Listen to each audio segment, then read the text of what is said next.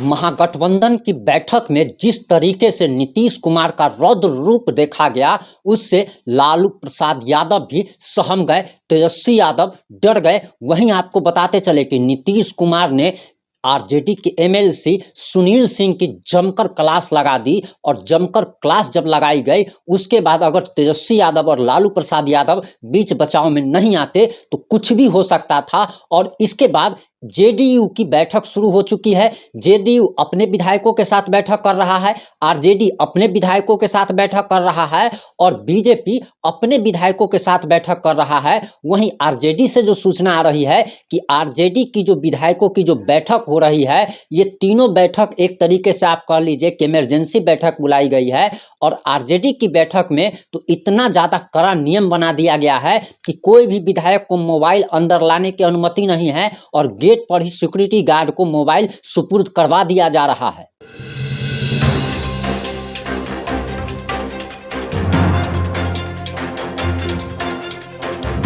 नमस्कार, मैं प्रिंस कुमार सिंह और आप देख रहे हैं पॉजिटिव इंडिया। अगर आपने अभी तक चैनल को सब्सक्राइब नहीं किया है तो कृपया चैनल को सब्सक्राइब कर ले, और जो लोग कर चुके हैं उन सभी लोगों को तहे दिल से धन्यवाद। अब आते हैं मुद्दे पे।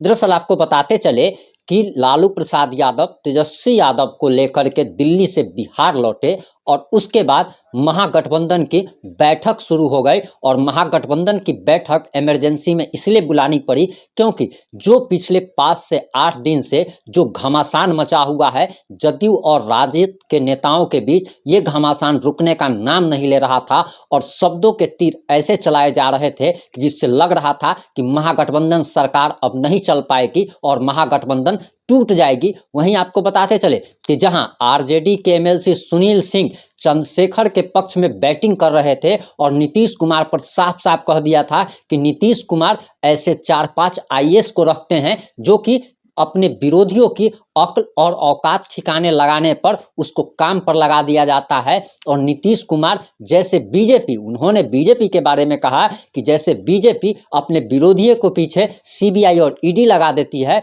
उसी तरीके से नीतीश कुमार अपने विरोधियों के पीछे आईएएस लगा देते हैं। और लगातार हमला जारी था। नीतीश कुमार पर क्या क्या शब्द नहीं बोले गए, और इससे नीतीश कुमार खासे नाराज बताए जा रहे थे।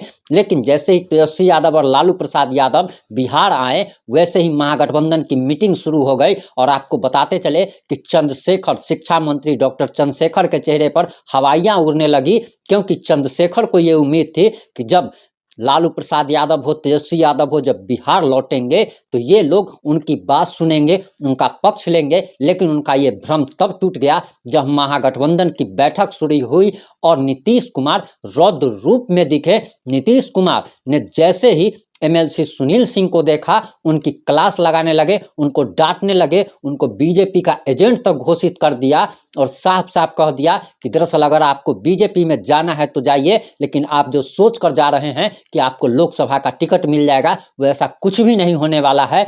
और ये बातें क्यों उठ रही थी वो भी जरा आपको बता देते हैं कि दरअसल आरजेडी के एमएलसी सुनील सिंह, जो कि लालू प्रसाद यादव के मुंह बोले साले भी बताए जाते हैं और तेजस्वी यादव के मुंह बोले मामा भी कहे जाते हैं, उनकी कुछ तस्वीरें सोशल मीडिया पर वायरल हो रही थी। और दरअसल इस तस्वीरों में आरजेडी के एमएलसी सुनील सिंह गृह मंत्री अमित शाह के साथ दिखते हैं, भाजपा के नेताओं के साथ दिखते हैं। और इसी बात पर नीतीश कुमार ने उनकी जमकर क्लास लगा दी और उनको विभीषण घोषित कर दिया।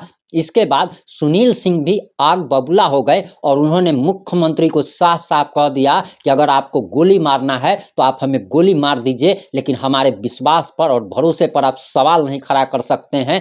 मैं कितना वफादार हूं लालू प्रसाद के प्रति, इस पर आप कोई सवाल खड़ा नहीं कर सकते हैं। और इसके साथ ही साथ उन्होंने ये भी कह दिया कि ये सारी फोटो उन्होंने खुद पेज पर डाली है, किसी से छुपा हुआ नहीं है। और इसी बात को लेकर लालू प्रसाद यादव भी नाराज बताए जा रहे हैं। हालांकि इस मीटिंग के बाद महागठबंधन में जब आरजेडी के नेता सुनील सिंह और नीतीश कुमार के बीच जब ज्यादा गहमा गहमी हो गई, मतलब इतना ज्यादा कहासुनी हो गई कि लग रहा था कि कुछ न कुछ अनर्थ हो जाएगा, लेकिन लालू प्रसाद यादव और तेजस्वी यादव ने बीच बचाव किया। और बीच बचाव के बाद तुरंत आरजेडी अपने विधायकों की इमरजेंसी बैठक बुला लेता है, नीतीश कुमार अपने विधायकों की इमरजेंसी बैठक बुलाते हैं। वहीं बीजेपी अपने विधायकों की इमरजेंसी बैठक बुला लेता है और इसके बाद बिहार में जो कुछ भी राजनीतिक जो है वो पल पल बदल रहा है और पल पल कभी लगता है कि महागठबंधन सरकार गिर जाएगा, कभी लग रहा है जो कि ये बीजेपी के साथ चले जाएंगे, लेकिन पल पल जो गिरगिट की तरह जो ये रंग जो बदला जा रहा है, आखिर ये बात अब कहना कुछ भी उचित नहीं है कि आगे क्या हो सकता है, क्योंकि जहां नीतीश कुमार रौद्र रूप में दिखे वहीं महागठबंधन के नेता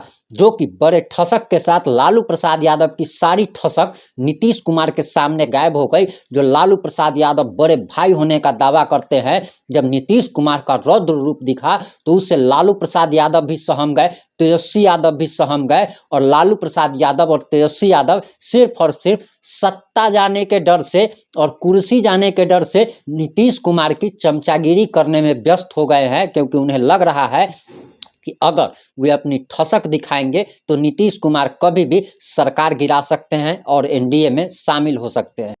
इसके बाद जब जदयू, आरजेडी और बीजेपी अपने नेताओं की बैठक बुलाता है, ये बैठक इमरजेंसी बैठक बुलाई गई है और अंदाजा लगाया जा रहा कि कभी भी कुछ भी हो सकता है।